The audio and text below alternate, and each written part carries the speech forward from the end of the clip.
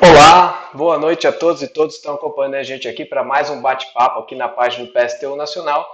Hoje a gente vai conversar sobre a tese jurídica do marco temporal, que é uma tese que voltou a ser discutida agora. A gente vai conversar com o Valdemir Soares e com a Raquel Tremembé, que já estão conectadas aqui com a gente.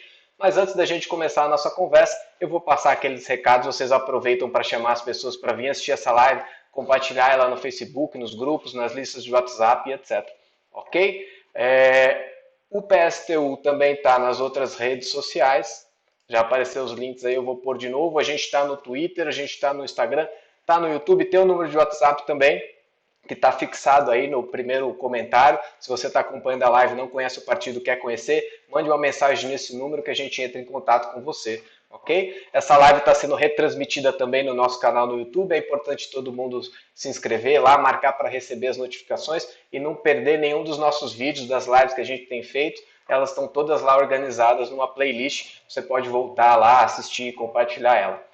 Ok? Essa live também é recompartilhada pelas páginas do PSTU nos estados, nossas figuras públicas e etc. Mas se você quiser mandar o seu comentário, quiser mandar uma pergunta, um abraço, mande aqui na página do PSTU Nacional, que é onde a gente consegue acompanhar.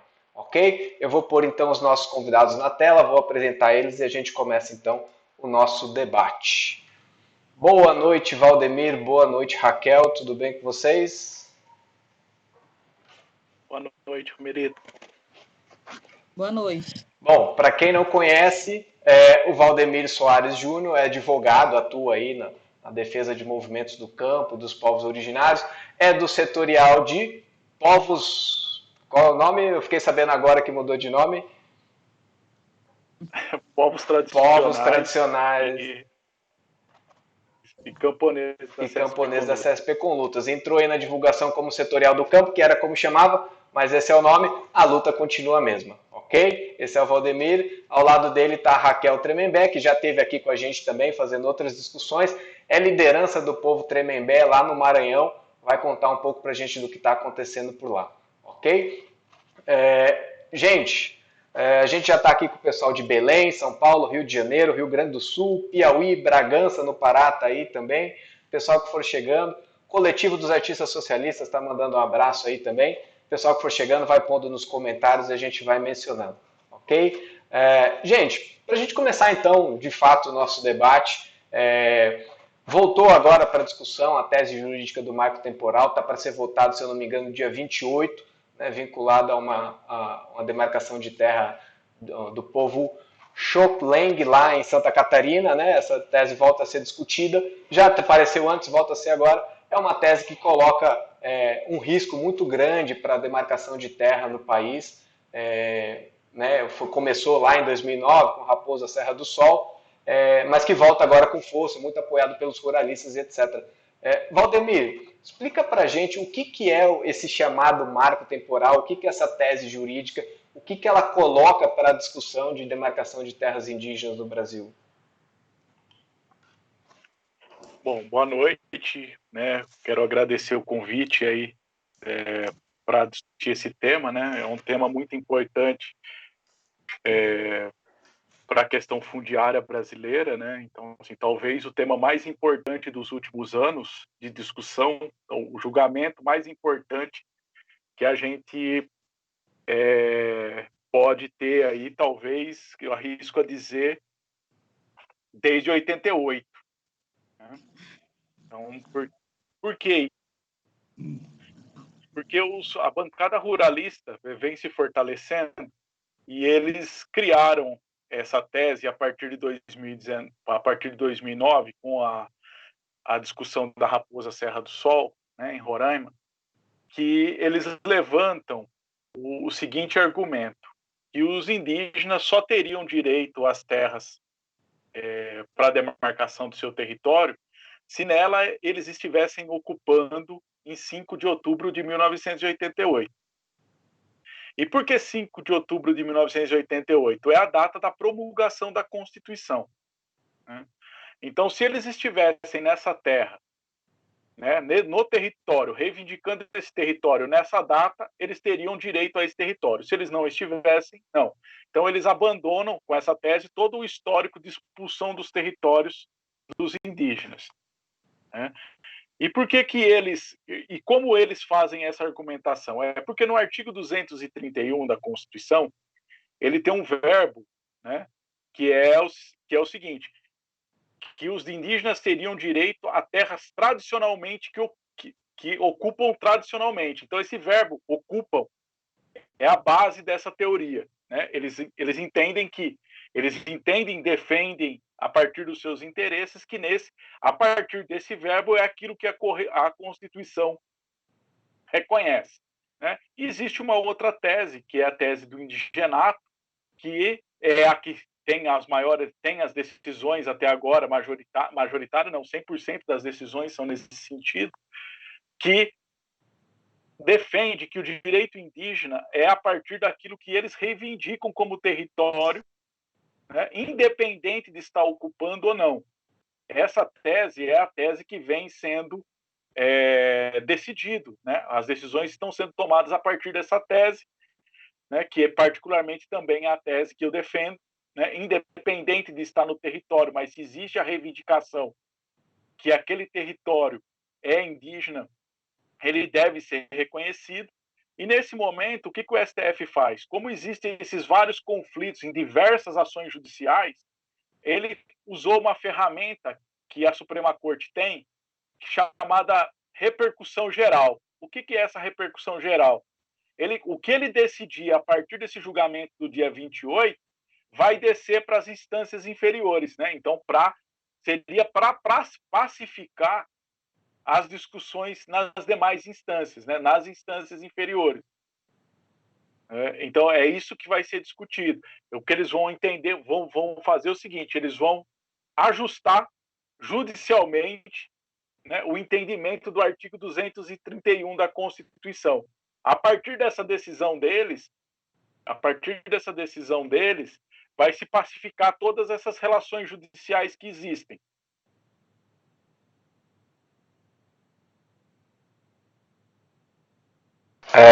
Raquel, quer comentar para a gente como é que você vê essa questão do marco temporal?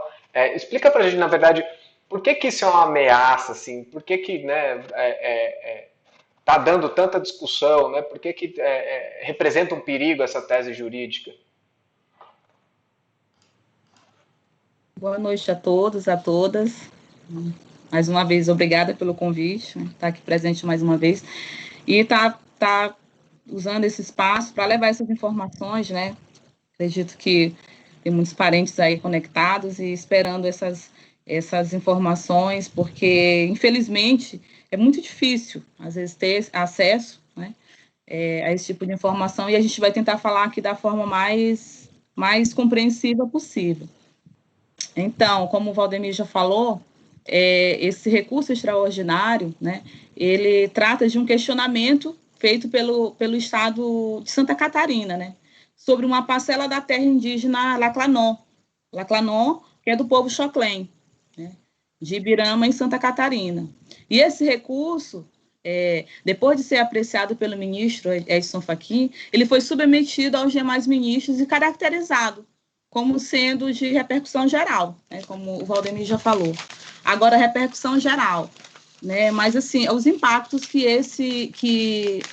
esse julgamento, né, se essa tese for aceita, só todos nós, né, povos indígenas, as comunidades indígenas, que estão nesse processo de reconhecimento, nesse processo de demarcação do território, vamos sofrer, sim, caso essa tese seja favorável, seja julgada favorável, vamos sofrer, assim, uma espécie de extermínio, né? O que estão tentando fazer conosco é algo, assim, de extrema violência, né? Caso isso for julgado favorável.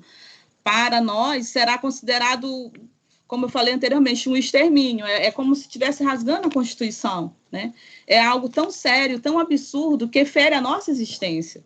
E considerando algo que desconsidera, assim, completamente as nossas especificidades culturais, né, de cada etnia, né, e em contrariedade ao que se estabeleceu lá no Constituinte originário, né, que diz que são reconhecidos os índios em sua organização social, seus costumes, suas crenças e tradições, quando, na verdade, se caso esse julgamento for julgado favorável, é um tapa na cara da população indígena, né? Assim, é um extermínio da população indígena.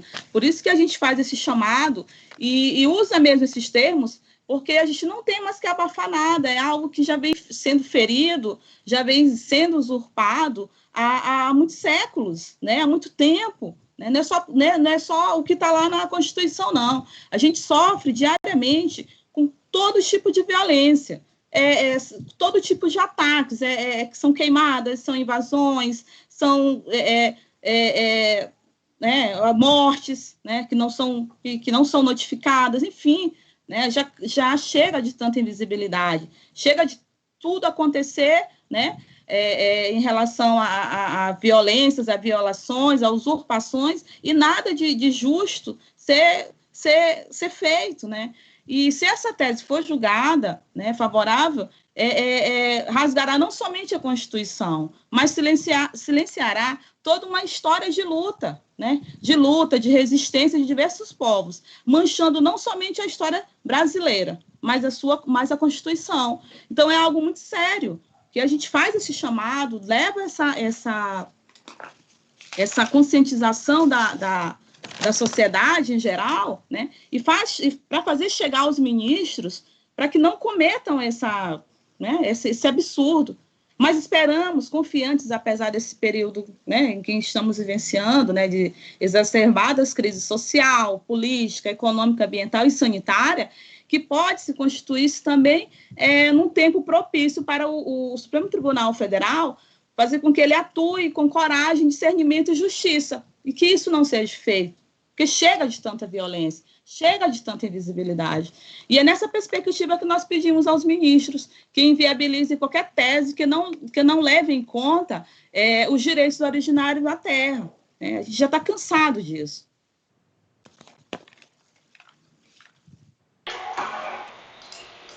Ok, Raquel, obrigado. Valdemir, você estava dizendo que esse julgamento se torna importante agora, está marcado para o dia 28 dessa terra em Santa Catarina, porque ele vai passar a ter caráter de valor universal, né? O que for decidido nesse julgamento vai valer para todos os restos, todos os outros julgamentos. Mas essa tese do marco temporal já vem pelo menos 10 anos aí, a bancada ruralista tem sustentado isso até agora.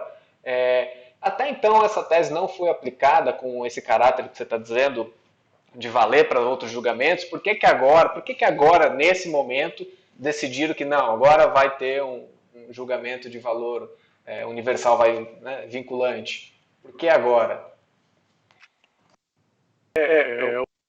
Bom, é assim. Essa tese já vem sendo discutida desde 2009, né? Mas qual é a diferença desse momento? Né? É que o ministro Edson Fachin, né, que tem uma prerrogativa, né, dele, né, como relator desse processo, ele submeteu, né, a liminar, né, que ele tomou de suspensão da reintegração de posse pedida pelo governo de Santa Catarina, né, contra a etnia Xoclen. Ele submeteu isso a um termo jurídico que a gente chama de repercussão geral. Tá? E essa discussão da repercussão geral, quando você joga para plenário com esse termo, foi aceita pelos demais ministros. Né? Então, assim, o que acontece agora? Diferente dos outros casos, não na tese em si. Na tese em si, eles não são todos os casos, por exemplo, de disputa indígena que uma das partes alega essa tese, entendeu?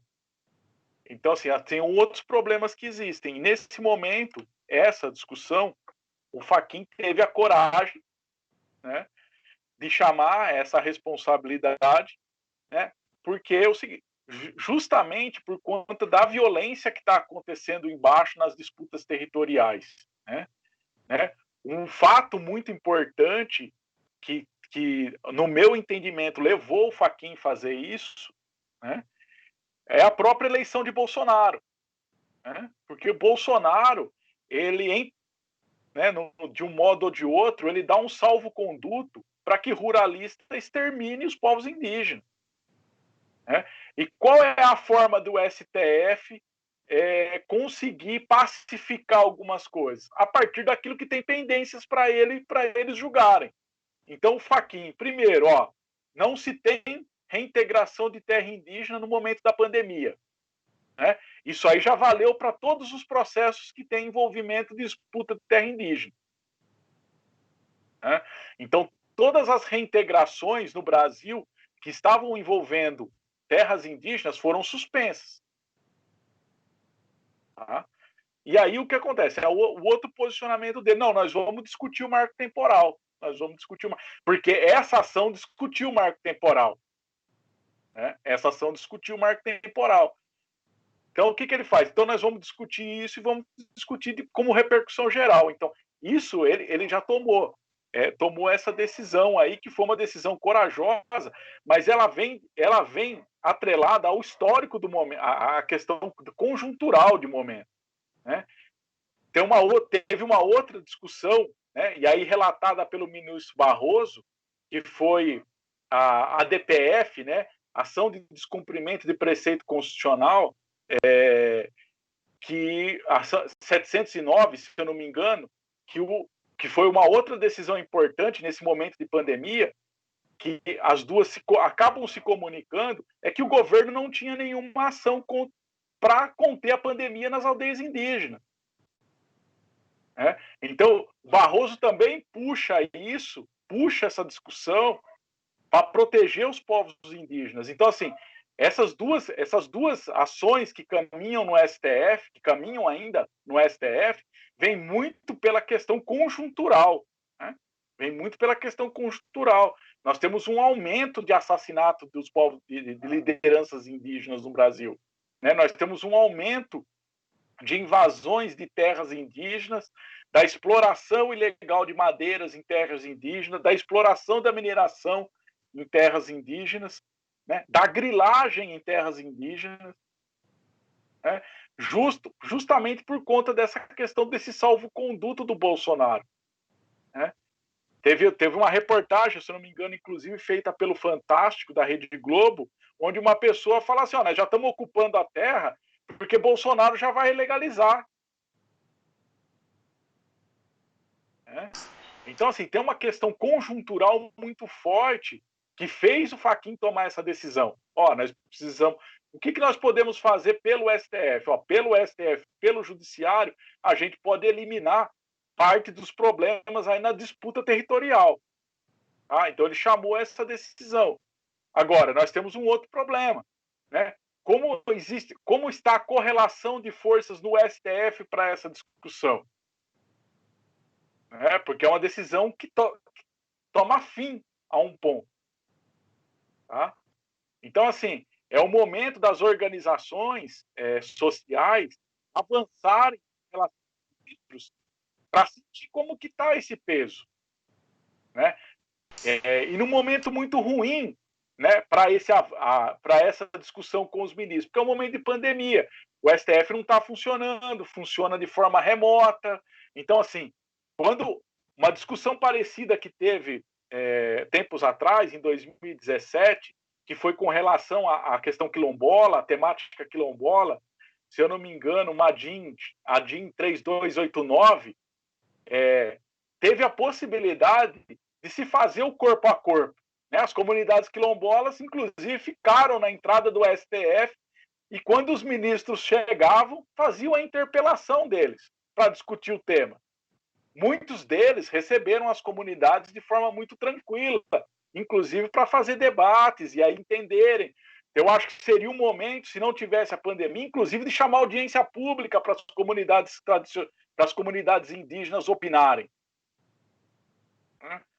E esse julgamento dessa discussão quilombola demorou, acho que 2 ou 3 semanas para fazer uma discussão total sobre isso. Então, assim, esse julgamento ele tem essas duas características. É importante para pacificar judicialmente uma situação que Bolsonaro está insuflando os ruralistas para atacar indígena, então o STF puxa, mas é um momento ruim, porque impede que as comunidades indígenas participem, inclusive no plenário, né? Sendo um julgamento presencial, as comunidades poderiam estar no plenário do STF, inclusive com seus advogados no plenário, todas as comunidades que ingressaram aí como amicus curiae, poderiam estar no plenário também fazendo essa defesa. É um julgamento que começa dia 28, mas não termina dia 28. Né? Ele vai se estender aí para umas 3 ou 4 sessões aí, provavelmente. Perfeito. Raquel, você concorda com o Valdemir nesse sentido de que o governo Bolsonaro né, dá um salvo-conduto para que ruralistas avancem sobre terras indígenas, etc., que há uma escalada de violência no campo e que isso cria um contexto favorável para abrir essa discussão? Como é que você vê isso aí no Maranhão? Claro, é o que nós vivenciamos todos os dias. Né? Eu falei anteriormente, são todo tipo de violência. Né? São todo tipo de violências e violações. A impressão mesmo que nós temos é que as cancelas realmente estão abertas para a boiada passar. Né? Então, assim, as pessoas invadem o que é nosso, o nosso território, levam o que é nosso e acham que tem todo o direito. Mas por quê? Porque tem esse respaldo, né, entre aspas, se sentem respaldadas com isso. Então, assim, só reforçando mais, em relação ao marco temporal, né, é algo tão grave, né, se fosse julgado favorável, que vetará qualquer possibilidade de demarcação de qualquer área, né, de qualquer território, desculpa. Então, assim, aqueles povos que vivem às margens das rodovias, né, que vivem em áreas degradadas, que estão reivindicando o seu território, as suas terras, até mesmo os povos que já tiveram o seu território demarcado, mas que não passou por essa tese, né, do marco temporal, não foi levado em conta, eles vão ser prejudicados. Então, é algo absurdo, não pode acontecer. Então, assim, enquanto isso, todos os tipos de violência estão acontecendo contra nós. Como o Valdemir citou anteriormente, a violência, né? A violência em termos de dizimação de vidas. Quantos indígenas tiveram suas vidas ceifadas por lutarem pelo seu bem viver, por lutarem pelo seu território? Até quando a gente vai compactuar com isso? Até quando a gente não pode aceitar esses absurdos? É algo que já ultrapassou há muito tempo todos os limites. Não pode. E com essa tese, com esse absurdo, né, vai ser uma forma de exterminar muitos povos indígenas. Né? Isso não é somente os povos, são cultura. É uma história da população indígena no Brasil, além de rasgar, de manchar a Constituição. Então, algo que está lá assegurado para a gente, né, que está lá, né, escrito, mas que não está sendo respeitado. Está sendo violado assim da pior forma, com essa tese ruralista, porque o marco temporal nada mais é do que uma tese ruralista.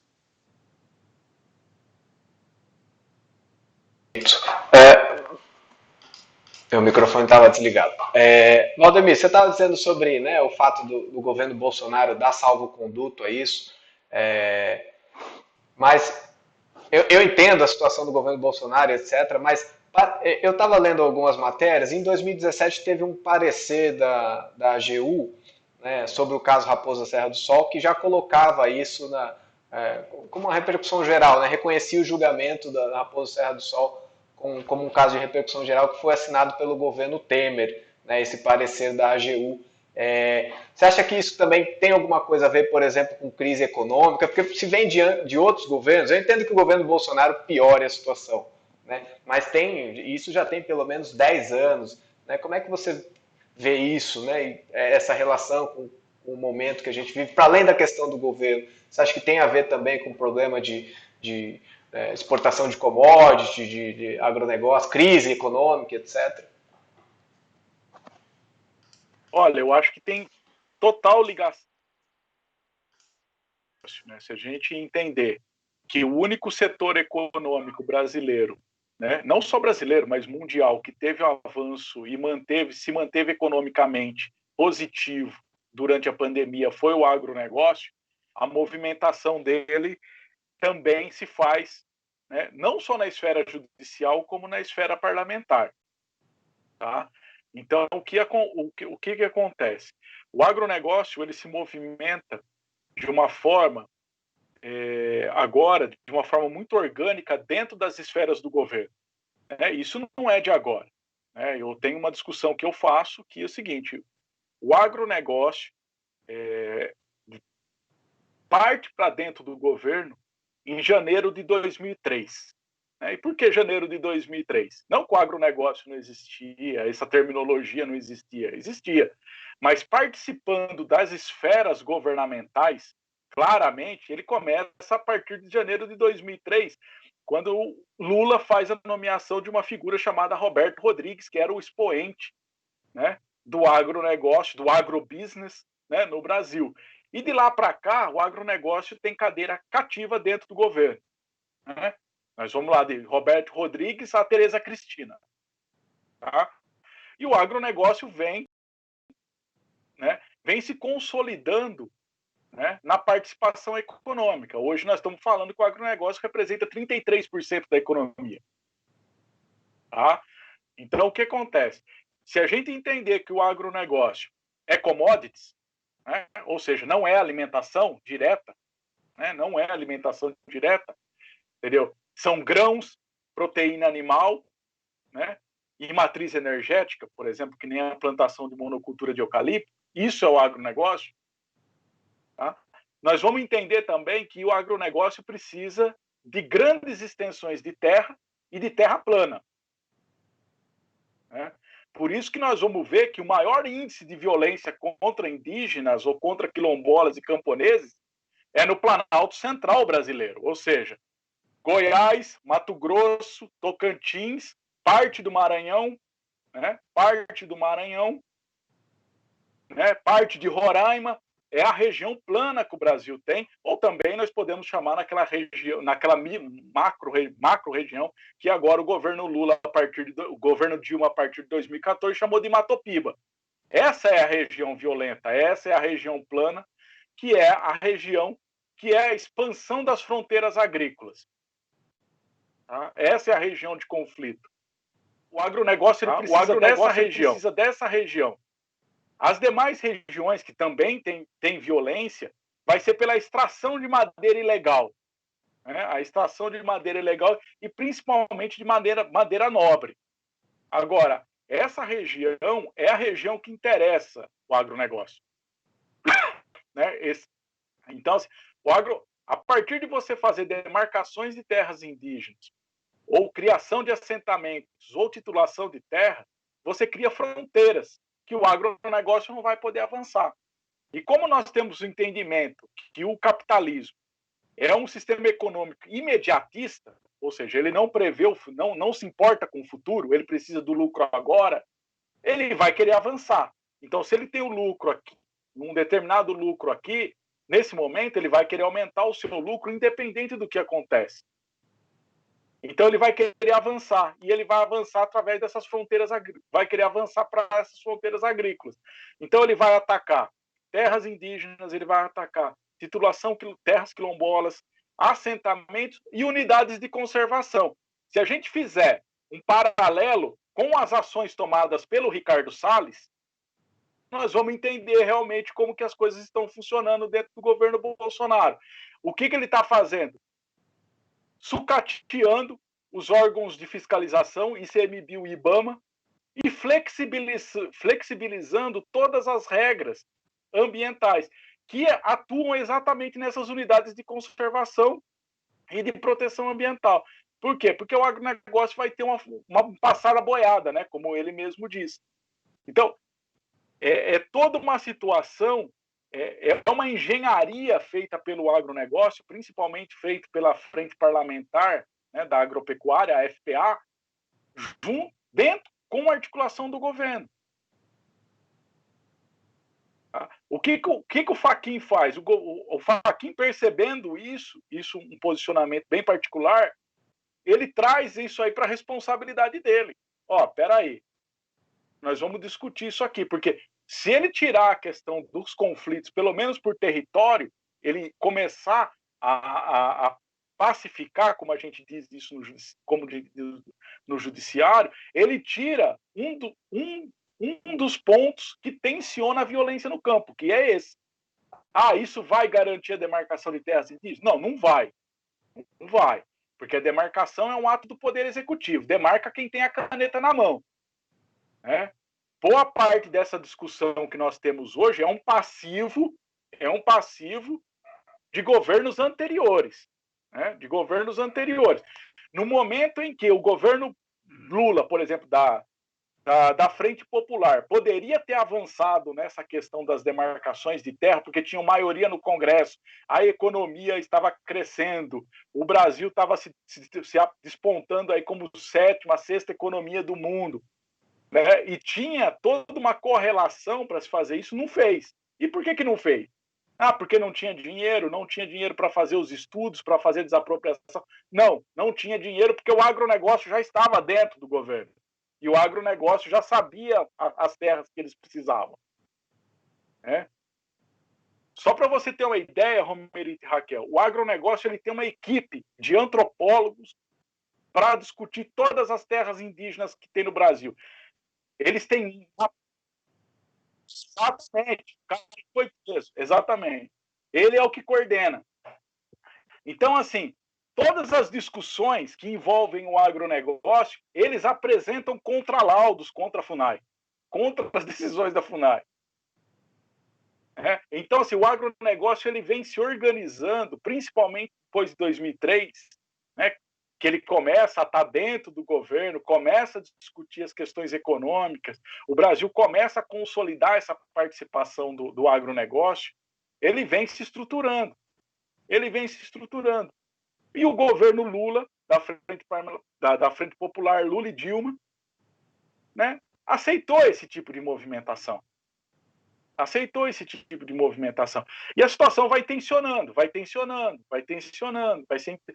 Quer ver um outro ponto que o governo Bolsonaro fez? Ele liberou, por exemplo, em determinadas regiões do Pantanal e do bioma amazônico, o plantio de cana de açúcar, tá? Da monocultura da cana. Então, assim, aí nós vamos entender, por que acontecem as queimadas? As queimadas acontecem? Acontecem, as queimadas acontecem. Agora, dessa forma como que está acontecendo, nunca teve. Né? É uma coincidência. Será que é uma coincidência muito grande? Semanas atrás, no final de 2019, liberar o plantio de cana e agora nós estamos as planícies pantaneiras sendo destruídas?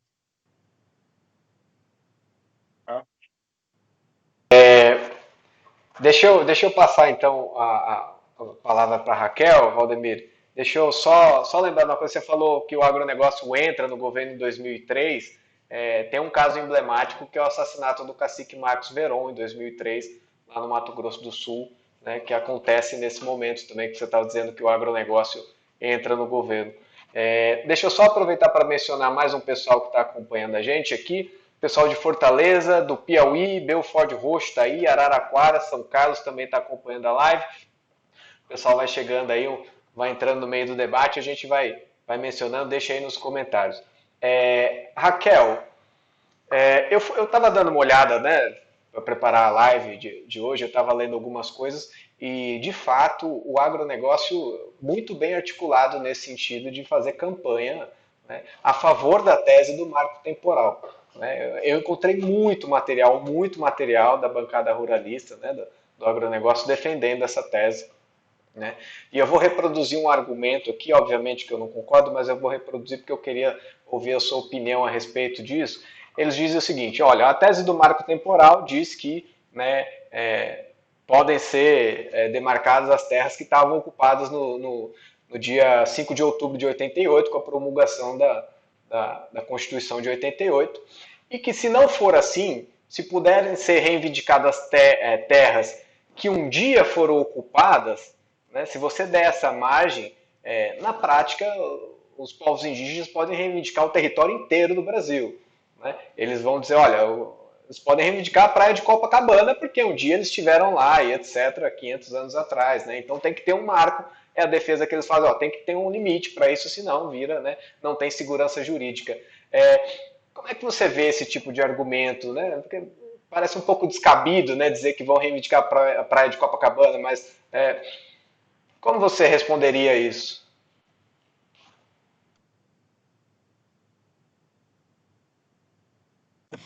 Quando eu me refiro em opressão,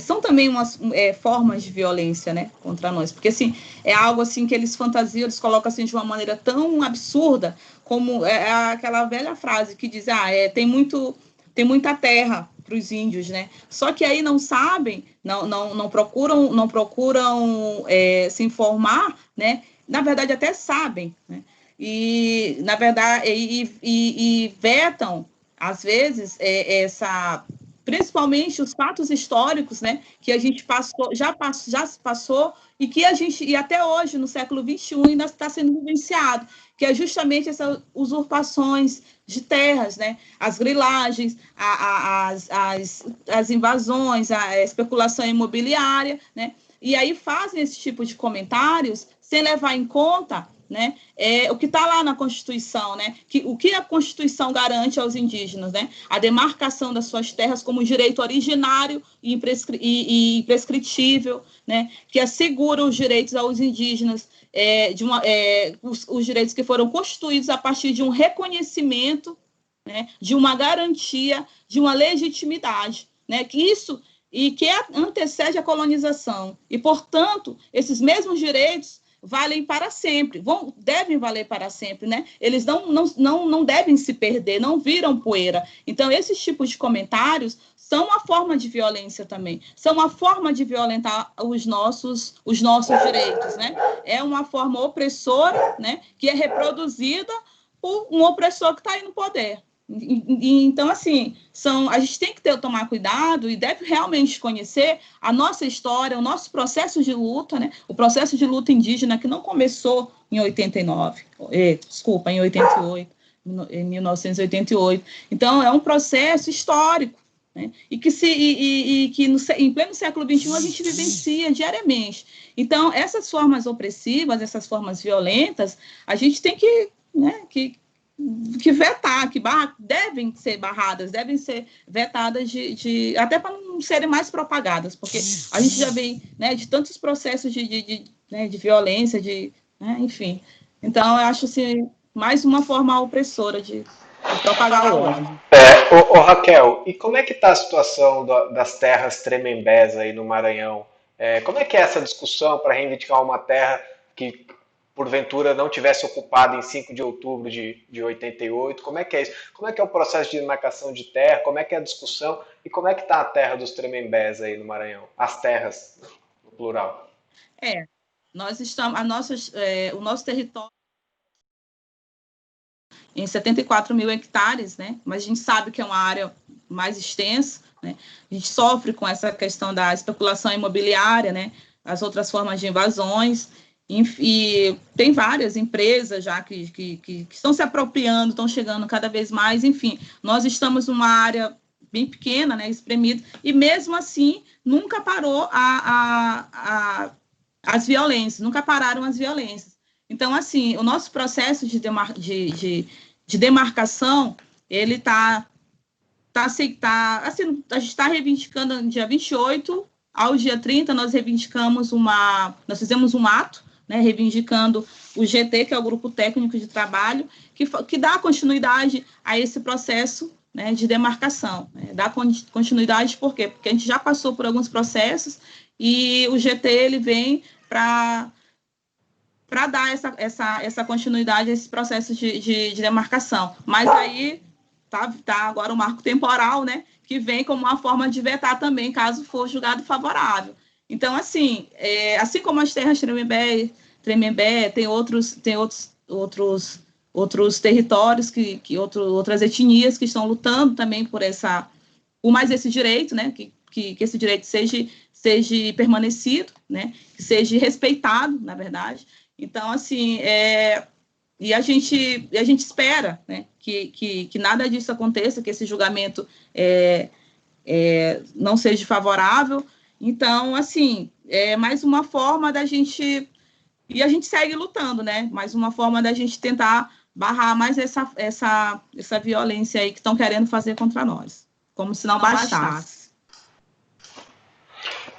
Ok, Raquel, deixa eu aproveitar que você falou desse processo de luta que vocês estão desenvolvendo aí, né? Vocês ocuparam a sede da FUNAI, etc., para a reivindicação desse GT. A Verusca Tenório está fazendo uma pergunta aqui pedindo para vocês comentarem como é que está a articulação dos povos indígenas, se existe alguma articulação, alguma discussão a nível nacional a respeito disso, né?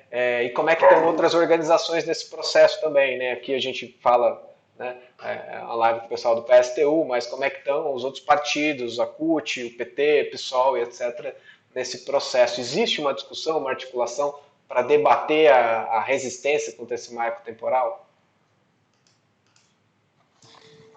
Eu, particularmente, faço parte de algumas entidades, né, que atuam na causa indígena.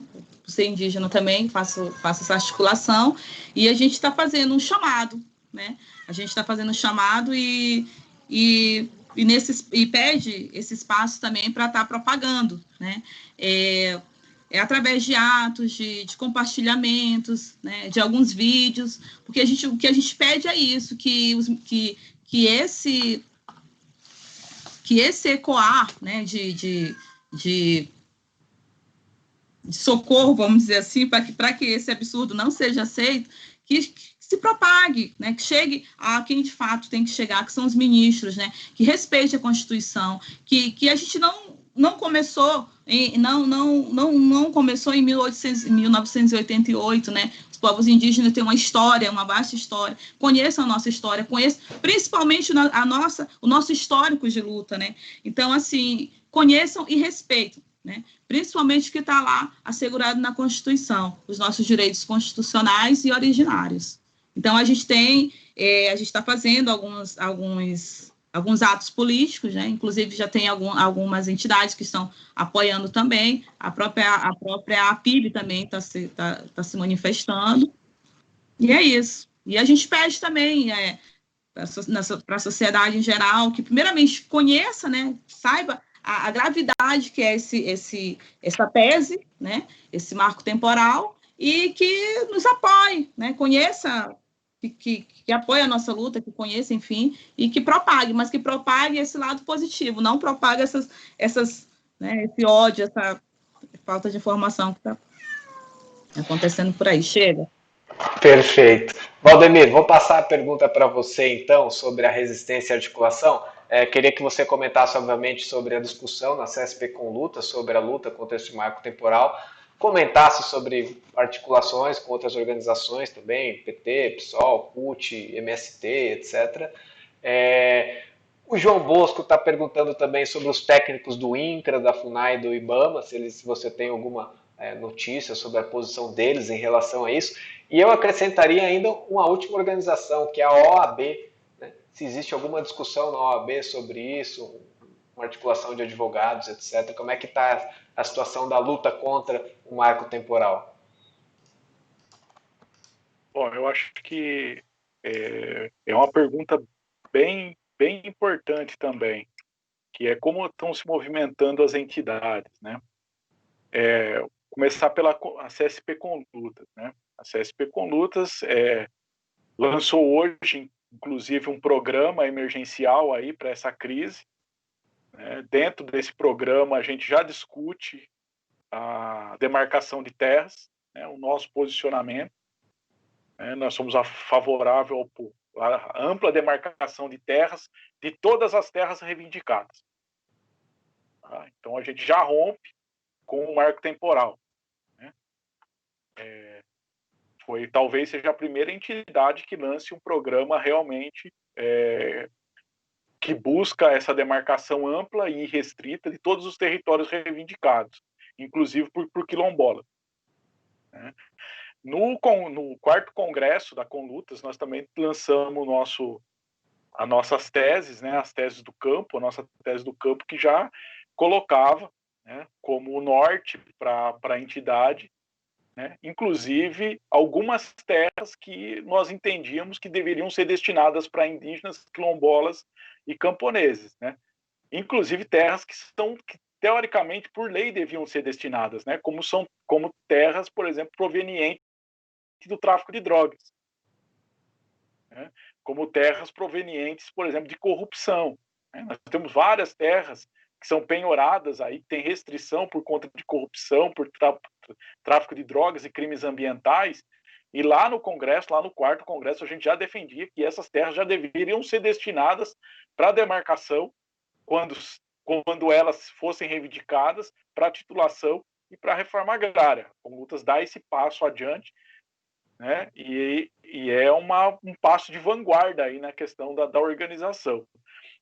Outras entidades também estão favoráveis, né? Favoráveis não, contrárias ao marco temporal, né? Como o Conselho Indigenista Missionário, a Comissão Pastoral da Terra, a própria APIB, né?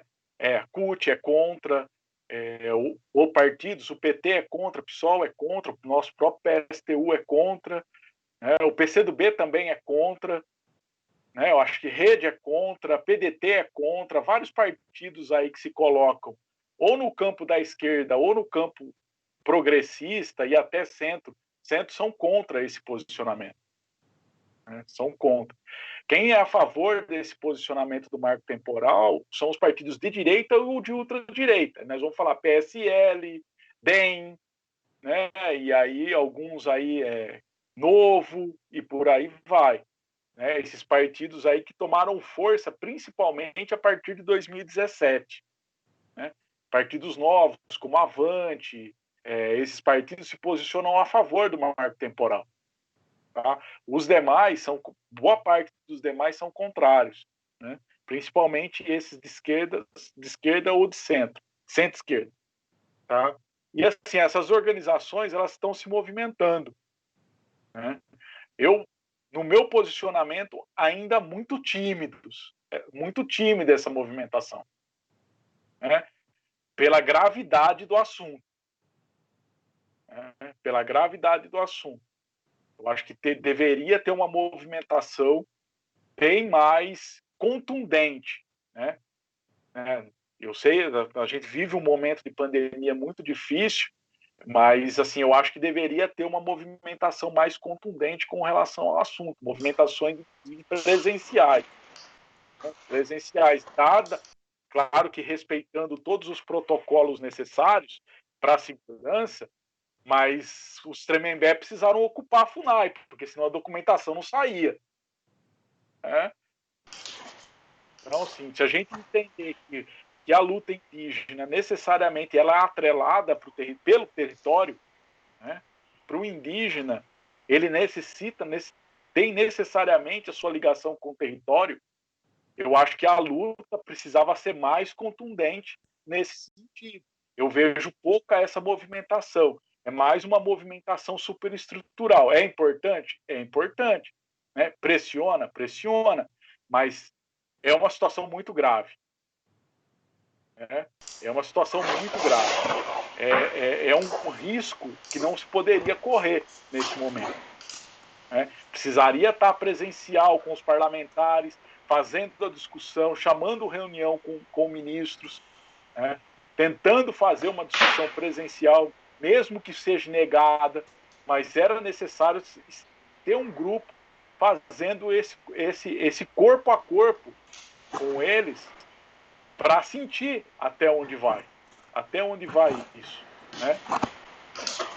Então, assim, essa movimentação eu não estou conseguindo acompanhar. Ela pode até existir, mas eu não consegui acompanhar ainda. Eu acho que o momento era de uma movimentação presencial, com todos os cuidados necessários, mais uma discussão presencial.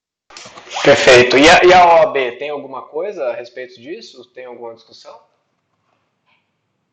Um posicionamento oficial, não. Mas, assim, dentro das discussões, dentro dos ambientes que a gente se posiciona, né, principalmente os advogados ligados à questão fundiária e à questão de direitos humanos, e também o próprio posicionamento que a OAB está tendo hoje, a tendência é que a OAB se posicione contrário também ao marco temporal. Perfeito. Gente, tem uma pergunta do Wilson Honório da Silva, lá de São Paulo. Ele está pedindo para vocês comentarem. Ele disse o seguinte: obviamente, é um ataque, né, o marco temporal é um ataque direto, né, cruel e genocida contra os povos indígenas, né, os povos originários, né? E aí ele faz então duas perguntas, né? Uma sobre a resistência, que é um pouco que a gente já está comentando, mas ele faz uma segunda pergunta que é a seguinte: até que ponto isso pode servir de respaldo jurídico para discussões territoriais a respeito também de quilombolas, ribeirinhos e demais setores do campo? Como é que vocês veem isso? Quer comentar, Raquel? Aí no Maranhão tem também uma população quilombola grande, né, uma população negra grande. Como é que você acha que existe essa chance do marco temporal acabar valendo para isso? Existe alguma discussão a respeito disso?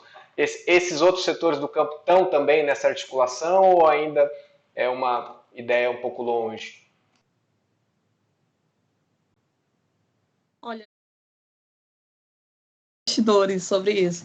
Então, assim, acho que depois o Valdemir pode até complementar, mas eu acredito que possa, sim, ter reflexos bastante grandes, né, em relação às demais comunidades tradicionais, né?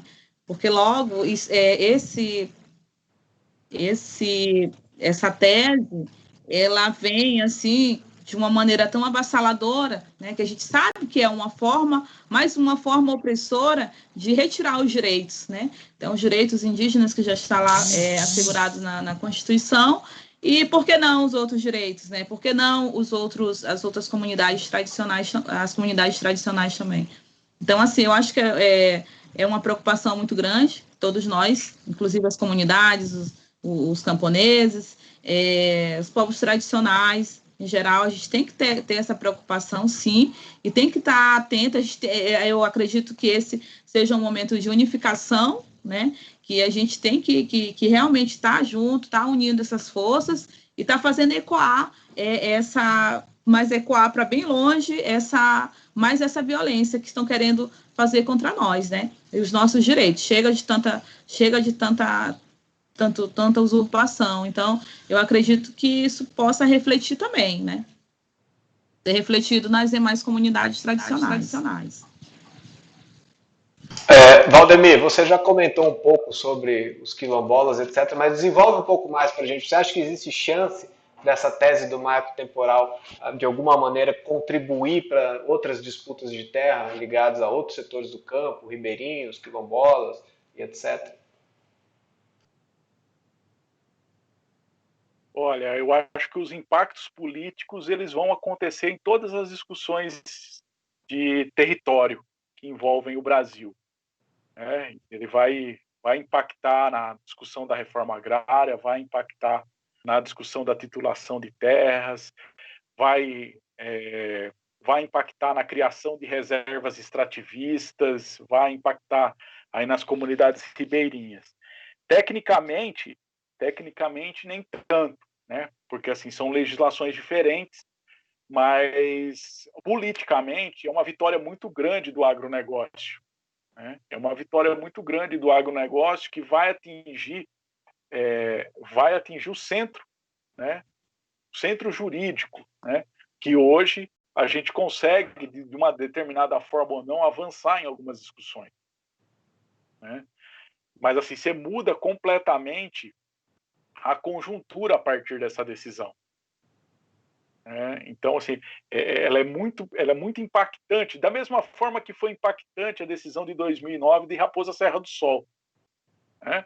O julgamento de Raposa Serra do Sol foi um divisor de águas no entendimento, inclusive da extensão, né? Que as pessoas discutiam muito naquele momento. Pô, a quantidade de terras para os indígenas, e aí vem a discussão do STF reconhecendo o uso tradicional do território pelos indígenas, que esse uso tradicional não seria medido em hectares, né? Então, assim, é uma nova fase agora, né, que também vai impactar nessas discussões de terras, não tenho dúvidas disso, né? Vai ser um impacto muito grande, porque assim, é uma vitória do agronegócio. E uma vitória do agronegócio representa politicamente, inclusive, o avanço da violência. Tá? Porque se o agronegócio tem essa vitória, aquele salvo-conduto que nós estávamos discutindo de Bolsonaro, né, ele meio que é respaldado por uma decisão judicial. Não, agora é o seguinte, só vai se discutir a partir de 88. Então, se todo o avanço das expulsões de terra, vamos dizer assim, meio que foi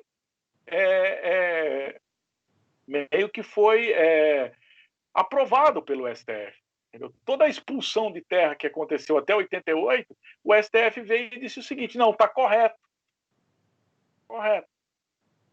Então, assim, vamos dizer assim, como a Raquel disse, vai ser para o Brasil como se a discussão indígena acontecesse a partir de 5 de outubro. Todo o processo anterior foi apagado. Todo o processo anterior foi apagado. Então, assim, é uma vitória muito grande deles. E isso dá uma força. Exatamente. Exatamente. Exatamente. A história indígena começou em 5 de outubro. Né? Então, nós vamos discutir território a partir de 5 de outubro.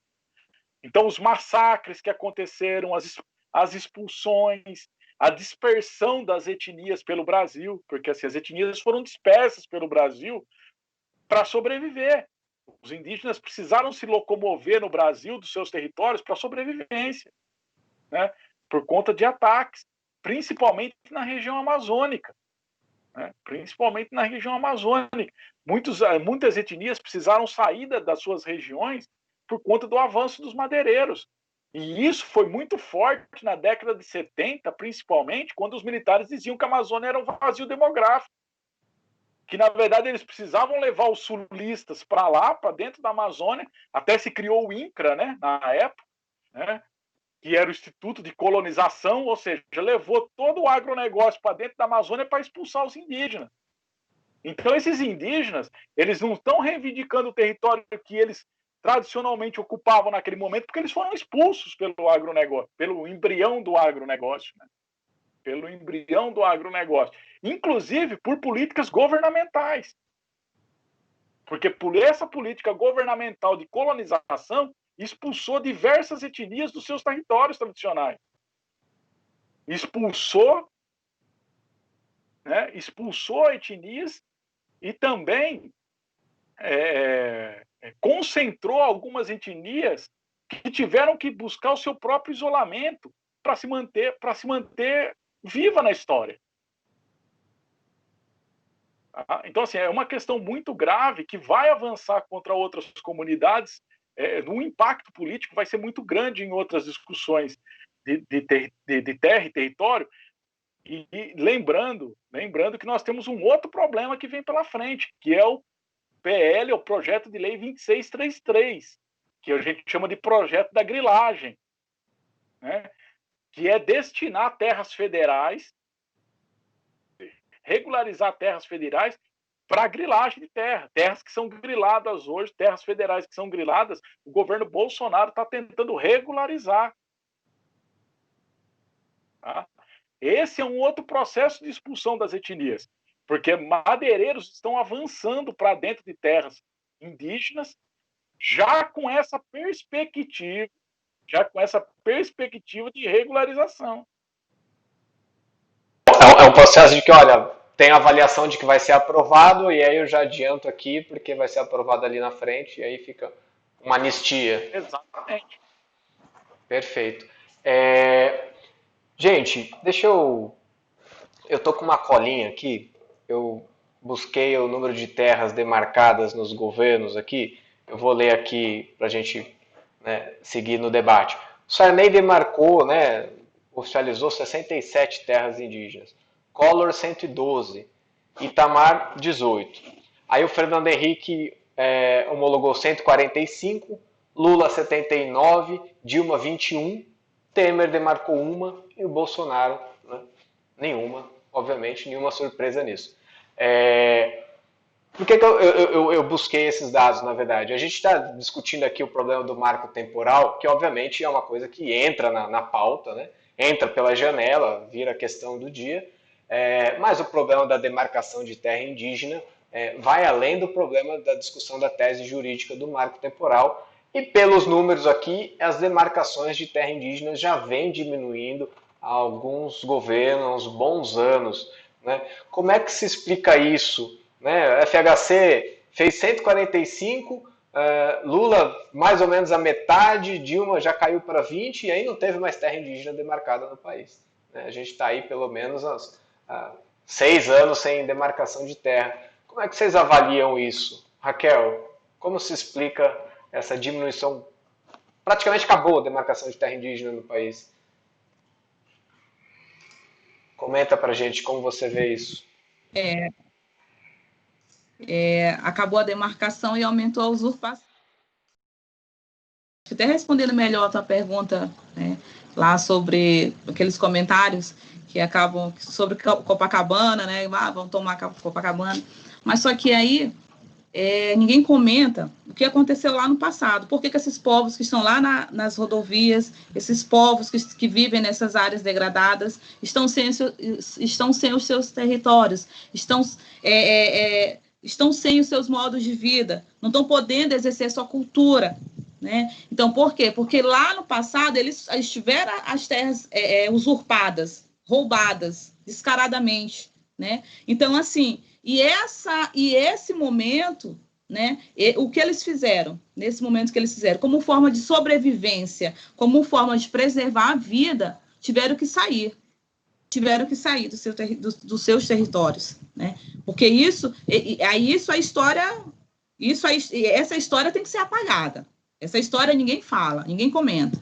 Aí quem faz esses comentários lá de Copacabana, né, lá de qualquer outro local, não vê o que aconteceu, não procura saber o que aconteceu para esses povos estar reivindicando. É como se tivesse ressurgido, né? Que falam muito em ressurgência, né? Só que não ressurgiram, não surgiram do nada, né? Não morreram e depois surgiram. Não, nada disso. Ficaram silenciados por conta dessas usurpações que aconteceram no passado. E ficaram silenciados também como forma de preservar a vida. Então, o que tem que se fazer é conhecer a verdadeira história dos verdadeiros donos da terra, né? Onde hoje lutam por sobrevivência, não somente por sua vida, mas pela sobrevivência de todo um país, de toda uma nação, né? E assim, é uma coisa assim absurda, porque é uma luta que se trava todos os dias, e cada dia vai se perdendo mais, né? Vai diminuindo mais, tá? E o reflexo disso vem nessas demarcações. É algo que tem que ser demarcado, porque, não, é teu. É tipo como se tivesse tua casa e alguém mandasse você sair, sai, que essa casa é minha. E ninguém viu, ninguém vê o que tu fez, o que tu, né? Isso é no mínimo um absurdo. É no mínimo um absurdo. Então, hoje se luta, né, para que mais esse absurdo não aconteça por conta disso. É uma questão de dignidade e respeito, né? O que queremos é apenas ter nosso modo de vida respeitado, da maneira que nós somos, e acabou. Todo mundo tem esse direito. Então, o que queremos é isso, né? Então, mas assim, eu vejo que não está nada perdido. Mas para isso a gente tem que fazer ecoar. Quando fala em ecoar, é realmente propagar essas informações, levar para a sociedade em geral esses conhecimentos. Porque é tudo muito ali, fechado às vezes. E ainda mais quando se tem um governante desse, né, no poder, fazendo essas propagações de ódio. São absurdas. Então, assim, eu acho que a gente tem mesmo que fazer, que levantar mesmo, né, como esse ato que vai acontecer agora, esse julgamento que vai acontecer, realmente a gente tem que se mobilizar da melhor forma possível. Tá, a gente está fazendo uma mobilização através das redes sociais, só que a gente tem que entender que nem todo mundo tem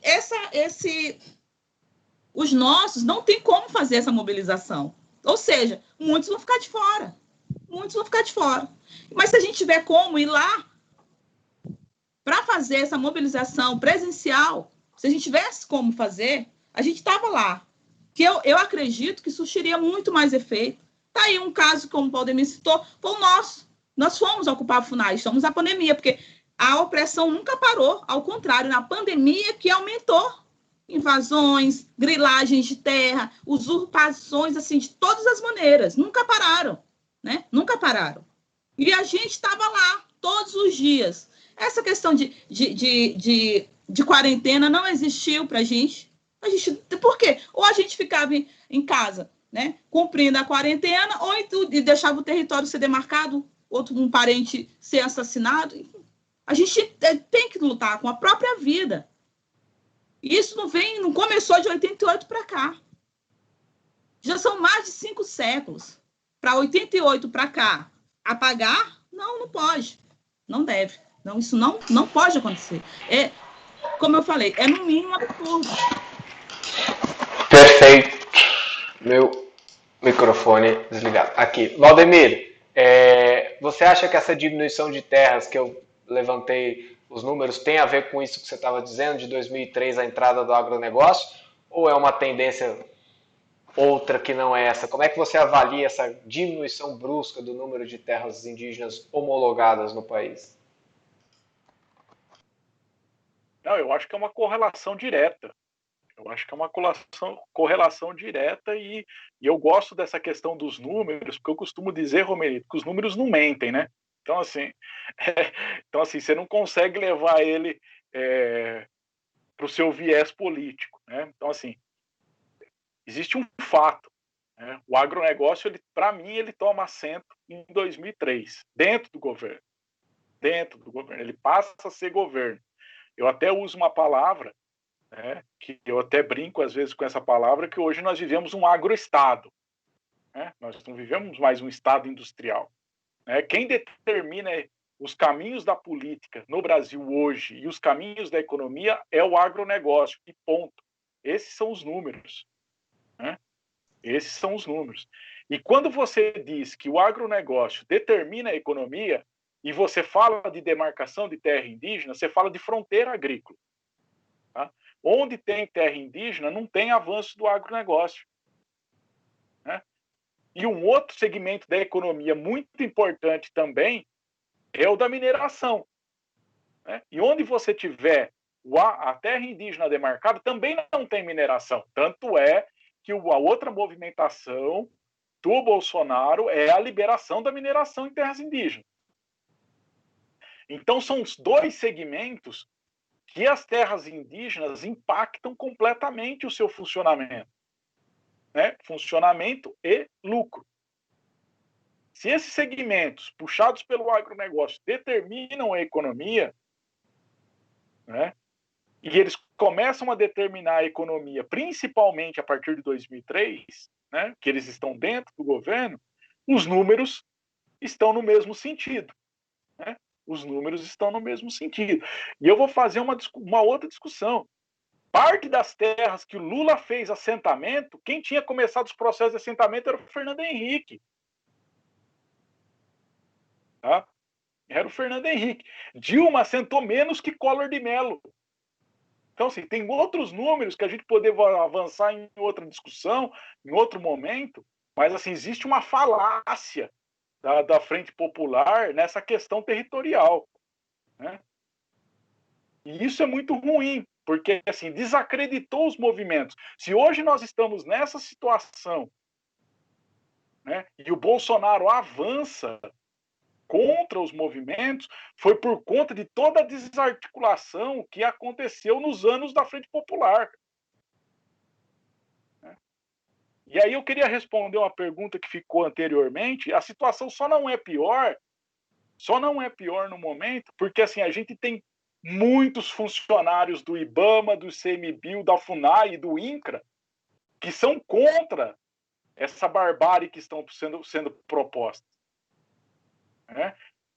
Nós temos funcionários, por exemplo, do ICMBio, um funcionário do ICMBio que morreu, né, combatendo fogo, tá? Combatendo queimadas. Nós temos vários funcionários do IBAMA, né, que fazem, inclusive, a proteção dos próprios indígenas contra madeireiros. Né? Então, assim, por que a situação de violência aumentou na pandemia? Porque eram esses funcionários que faziam a proteção das etnias e foram retirados de campo para trabalho remoto. Né? E aí, eles retirados de campo, o agronegócio, a extração de madeira e a mineração avançou e a violência aumentou. A situação só não é pior por conta desses funcionários. Só não é pior por conta desses funcionários que se dedicam aí, muitos se dedicam. Né? Nós temos uma questão, o seguinte, nós publicamos, inclusive, a Raquel publicou as fotos no Facebook, a situação da FUNAI do Maranhão. É um pátio de carros destruídos, né? Não tem água, não tinha energia elétrica, né? Os funcionários não têm acesso à internet para fazer relatório. Não tem acesso. Ô Valdemir, deixa eu só abrir um parênteses aqui. Raquel, quando foi isso aí? Comenta isso aí pra gente. É essa a situação da FUNAI mesmo aí, em São Luís? O que vocês encontraram lá? Não somente em São Luís, né? Foi material nas redes sociais, e aí a gente foi comparando, né? Isso aí tá tudo lá nas redes sociais. Aí, o sucateamento não é somente aqui no Maranhão, né? Isso se reflete no Brasil inteiro, né? Tem muitos estados que o prédio nem existe mais. O prédio não existe. A daqui de São Luís está acontecendo, está prestes a acontecer, né? Não sei nem se já saiu de lá, porque quando nós fomos fazer a ocupação, estava nessa situação, sem energia, sem condições estruturais nenhuma de permanecer no prédio, tanto que a ocupação foi feita do lado de fora. Do lado de fora. A coordenação, né, o núcleo de coordenação daqui, teve essa sensibilidade, o Valdemir falou desses servidores que são sensíveis também. E nós também somos sensíveis com eles. E abriu, pelo menos para se usar sei lá, para pelo menos tá usando alguns banheiros lá, mas sem muita, né? Porque não tem água, não tem energia, né? O prédio foi condenado até pelos bombeiros, né? Então, assim, e está sem perspectiva de outro prédio, né? De outro espaço, para que se funcione a FUNAI aqui, o núcleo da FUNAI aqui em São Luís. Ou seja, como que a gente vai, como que as etnias daqui, né, próximas serão atendidas? Porque o núcleo mais próximo é em Imperatriz. Raquel, mas funcionava alguma coisa aí? Porque não tem água, não tem luz, prédio interditado. Não funcionava nada. Não funcionava nada. Outro dia, uma vez, a gente precisou de fazer um documento urgente, né? Teve que pegar, pedimos a internet do vizinho, né? Que para poder fazer esse documento. Ou então a gente vai, o coordenador vai até o território, ou nós vamos lá, a gente se encontra, geralmente na própria sede, e a gente faz. Então, assim, é precário, é um sucateamento total. A gente vê carros, né?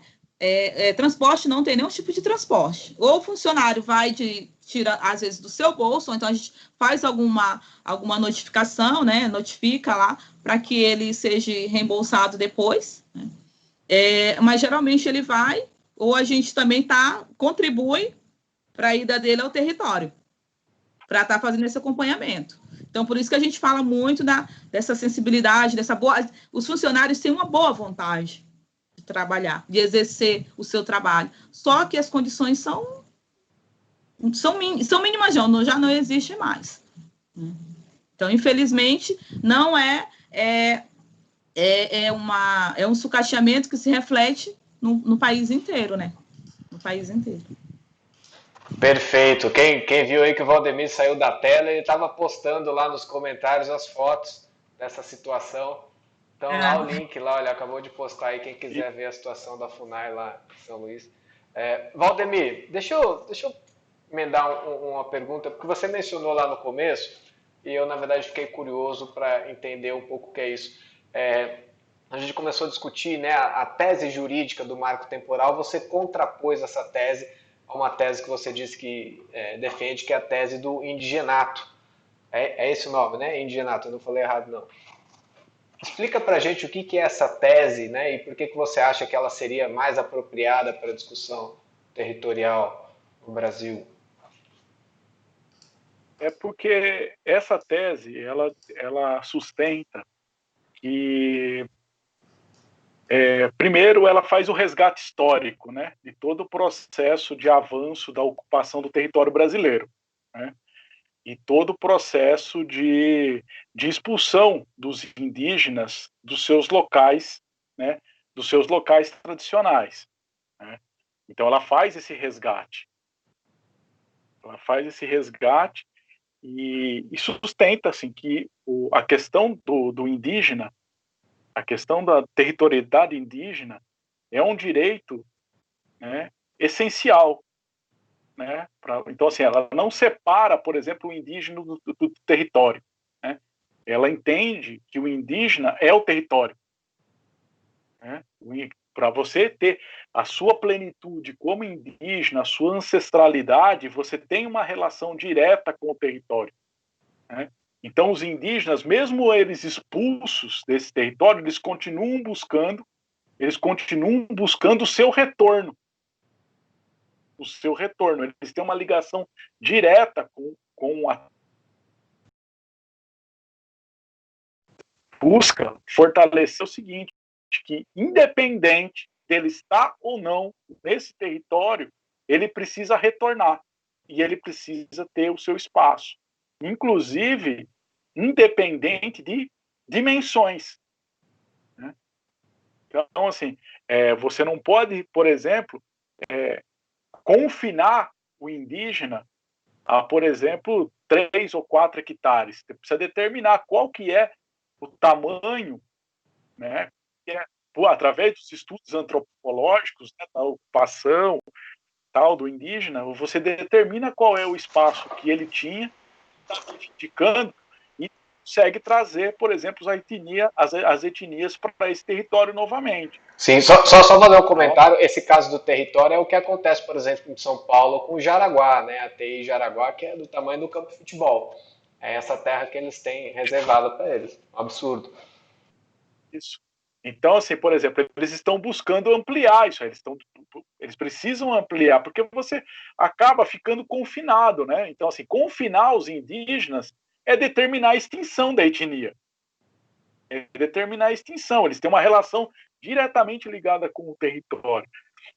Então, assim, essa tese do indigenato, ela sustenta isso, que independente de lei, né, de marcos, eles têm direito a esse território tradicionalmente ocupado ou até tradicionalmente reivindicado. Tá? E aí o que acontece? A Constituição, ela vem e faz essa...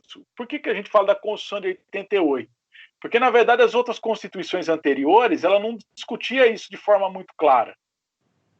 Né? A questão dos direitos indígenas.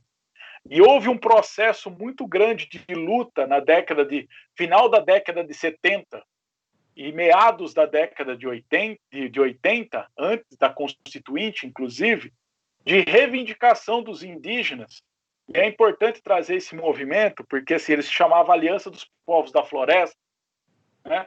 E foi uma aliança realmente entre todos os povos que ocupavam as florestas, extrativistas, indígenas, camponeses, que pressionou o governo nesse momento de retomada da democracia.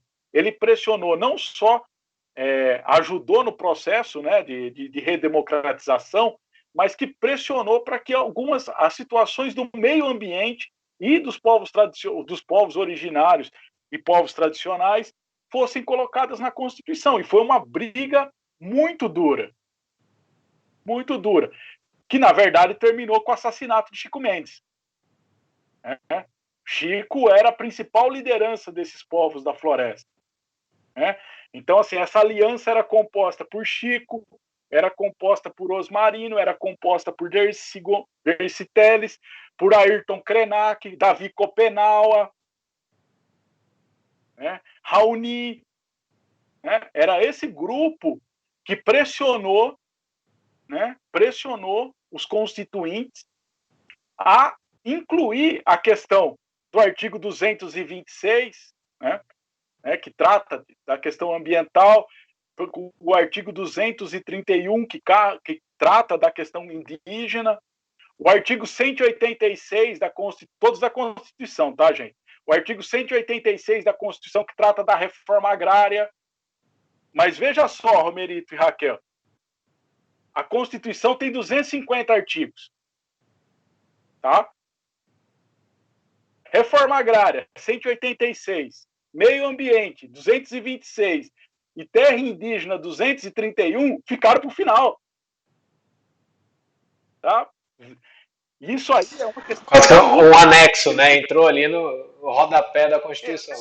Na verdade, a pressão que eles fizeram foi tão grande, foi tão grande, e isso aí apoiada por muitas organizações internacionais, naquele momento, que você tinha uma violência muito grande no campo, Era a criação do MST também, no início da década de 80, e assim, os conflitos agrários, assassinato de Margarida, e aí por aí vai, várias violências que existiam naquele momento, que foram pressionando para que isso entrasse na Constituição.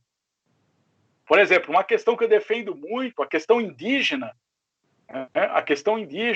tinha que estar no artigo 5º da Constituição, que são os direitos dos cidadãos. Tá? Tinha que estar ali, entendeu? É garantia à territorialidade. Tinha que ter sido discutido lá. Tá, mas foi discutido no artigo 231. A questão indígena, tudo bem, mas é uma questão de dignidade. O indígena não tem dignidade se ele não estiver no seu território. Tá?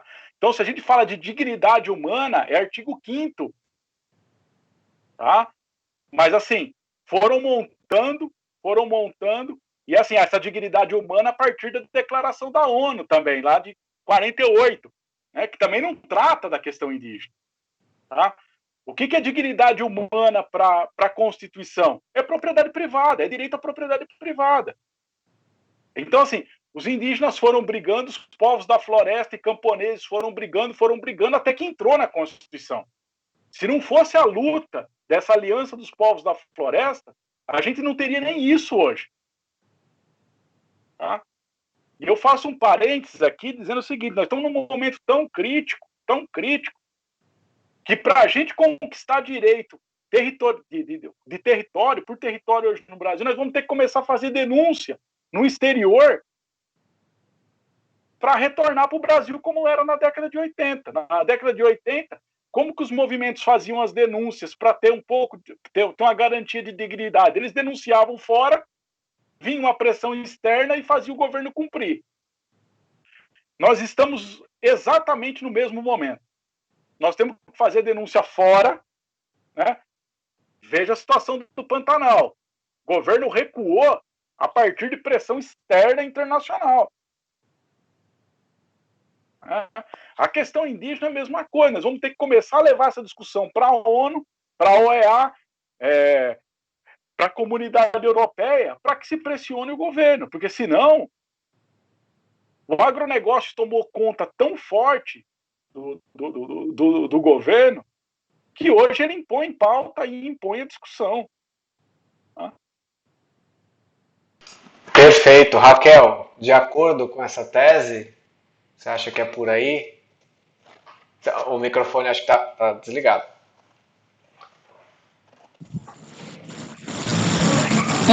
Pois é, são tantas lutas, que a gente... Imagina. Mas é isso mesmo. Que a gente espera, confiante que é que o STF, mediante esse julgamento, atue, né, com essa coragem, com discernimento e que faça realmente justiça, né, e que não seja julgado favorável essa tese que mata, essa tese que destrói, que silencia. Acredito que já chega, já basta, né? É essa súplica, vou usar essa palavra, essa súplica que já vem sendo feita há 520 anos já. Então a gente basta de tanta violência, basta de tanta violação, né? Então, assim, ainda acredito, né? Então, estamos confiantes que não seja julgado favorável. Perfeito. Gente, a gente já passou de 1h30 de conversa, já está chegando a 1h40. Acho que a gente pode ir para as considerações finais, né? Eu queria ouvir de vocês, na verdade, né, uma síntese dessa discussão toda, o que vocês acham que é importante ficar disso, e o que está colocado para resistência a essa tese do marco temporal, se existem atos marcados, como vocês falaram, né, que embora acho que a articulação está um pouco tímida, né, como é que está, porque está aí, dia 28 está aí, né, a discussão está colocada, o que as pessoas podem fazer para, né, apoiar essa luta. E Raquel, de você especificamente, você disse que é importante que as pessoas conheçam a história dos povos indígenas. Se você quiser sugerir alguma coisa sobre os Tremembés, se isso tem algum lugar onde as pessoas possam conhecer mais sobre o povo de vocês, fica também o espaço aberto para colocar. Pode ser? Obrigada. Agradeço o espaço, né? Eu quero colocar não somente, né, falando sobre o meu povo, eu sempre gosto de falar no coletivo, né? Que essa luta, ela não é uma luta isolada, né? Ela é uma luta coletiva, né, onde essas dores, essas demandas todas, né, elas não partem só de nós, né? Não é só o nosso território que existe isso. Infelizmente é algo, né, universal, né? Que não se fala somente de Brasil, mas é algo universal. Então, independente da região geográfica, mas as demandas, né, são as mesmas, né? A gente sempre está conversando, a gente sempre tá debatendo com outros parentes, né, até de fora do Brasil, e a gente vê que essas violações são as mesmas, né? Então, assim, é por isso que a gente faz esse ecoar mesmo, né? E atua nessa perspectiva, né? Que esses ministros, eles inviabilizem qualquer tese, né? Que não seja favorável a nós, que respeite o que está assegurado lá na Constituição, que faça valer os nossos direitos, né? Assim como nós fazemos, a gente luta todos os dias, né? Como eu falei anteriormente, com a nossa própria vida, né? Para que se faça valer, né? Então, mais uma vez, eu acredito que a gente pode estar... A gente levou um pouco de informação, né, para algumas pessoas que talvez, né, não tenham tanto contato assim com a luta indígena, mas assim, a luta indígena, eu quero dizer que ela é uma luta que não é somente por território, né, por terra, ela é uma luta por um bem viver coletivo, por um bem viver de toda uma nação, não somente a nação indígena, mas a população indígena, mas é uma luta que ela é para o bem viver de toda a nação, né, de todo um país. Então, acredito que todos nós, né, fazendo, aumentando essa corrente, né, de forças, realmente unificando, né, fazendo com que essa aliança se fortaleça cada dia, a gente consiga, assim, vetar, né, algumas outras violências que estão aí contra nós. E quem quiser conhecer também, a gente tem uma página lá no Facebook, no Instagram, é Povo Tremembé do Engenho, a gente tem um pouco lá da nossa história, mas assim, é tanta coisa que a gente passa todos os dias, a gente queria ter mais tempo para estar, né, colocando mais, mas assim, como eu falei anteriormente, a luta não é só nossa, eu convido, né, quem não conhece, para conhecer mais a luta indígena no contexto geral, né, que é uma luta que já vem de muito tempo e que é uma luta que se é travada diariamente. Obrigada pelo espaço, agradeço, Romerito, Valdemir, né, quem está nos ouvindo, e é isso. Muito obrigada. Perfeito. Valdemir, suas considerações finais, perspectivas de luta contra o marco temporal e o que mais você quiser colocar aí. Bom, agradecer, né, o espaço que está se construindo para esse debate. Eu acho que ele é fundamental, né, nesse momento, até pela situação grave que nós vivemos de crise econômica, de crise humanitária. Né, essa discussão do marco temporal pode aprofundar essa crise humanitária. Falar para todos que dentro da CSP nós vamos fazer umas discussões durante esse período, né, nós já lançamos alguns materiais, né, na internet, um artigo sobre isso, inclusive que tem a fala da Raquel. Tá? Nós vamos continuar acompanhando isso dentro do PSTU, nós também vamos acompanhar essa discussão, né, vamos disponibilizar para os povos indígenas, né, a comunicação nossa, da comunicação principalmente da CSP, para quem quiser trazer algum fato novo, né, durante essa mobilização também, nós estaremos à disposição para levar essas lutas, e cada vez mais nós estamos construindo, né, um organismo, aí, uma entidade, né, que traga a discussão indígena para dentro do movimento social de uma forma mais ampla, né? Então, assim, o primeiro passo que nós demos lá em 2016 foi trazer uma discussão do campo, né? E hoje nós temos aí uma discussão de povos tradicionais também discutindo a questão fundiária brasileira de forma unificada, né? Porque existe um ponto que unifica indígena, quilombola, camponês, extrativista, ribeirinho, né? É o fim da propriedade privada. Todas essas terras são de discussão coletiva. Tá? Então, se nós temos todos esses povos da floresta, esses povos tradicionais e originários unidos, nós estamos conseguindo criar uma força muito grande dentro da central que possibilita essa discussão que nós estamos tendo e toda essa assessoria que a central está conseguindo dar para quilombolas, camponeses e indígenas, né? Então, discutindo isso de forma unificada, nós temos uma questão fundiária brasileira que a gente precisa parar e discutir, né? Hoje, na central, nós discutimos o plano da grilagem, nós estamos discutindo demarcação, nós estamos discutindo titulação, e a central começou a ser vanguarda, inclusive nas discussões judiciais, né? Nós temos várias discussões judiciais aí ao Brasil, impedindo reintegração de posse de camponeses, essa discussão da demarcação dos Tremembés também, né, da grilagem que sofre o território Tremembé, dos ataques que sofrem a comunidade do Tremembé por conta de omissão de governo e a omissão com relação aos quilombolas também, né? Então eu chamaria todos aí que nos acompanham a conhecer a página da CSP, a conhecer o trabalho que a CSP está fazendo, né, principalmente nessa que nós temos o recorte aqui dessa discussão agora, né, dessa discussão dos indígenas, né, várias etnias indígenas se aproximando da central também por conta dessa forma mais, vou colocar, mais radicalizada de fazer a discussão, né? Nós vamos voltar aqui fazer um parêntese aí, a CSP apoiou completamente a ação dos Tremembés, né, de ocupação, né, deu apoio político, e lá em janeiro nós fizemos também um apoio político em Sergipe, onde as comunidades camponesas também pressionaram o INCRA.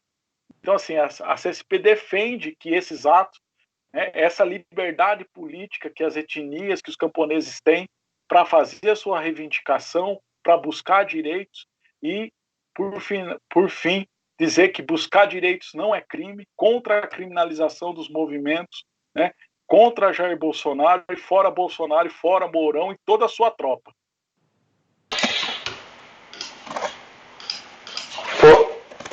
Aqui, perfeito.